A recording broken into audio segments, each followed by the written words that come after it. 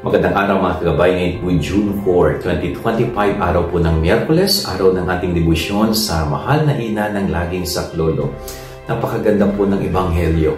Itinatagubilin tayo ng Panginoong Hesus sa kanyang Ama na huwag tayong pababayaan.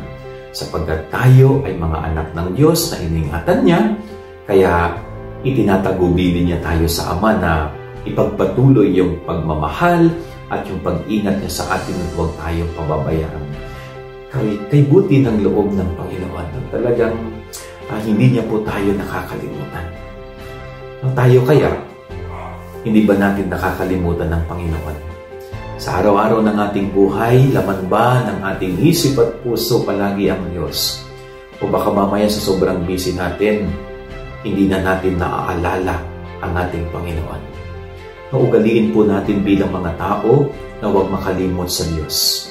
Kung ang Diyos hindi niya tayo nakakalimutan, inaalala niya tayo palagi.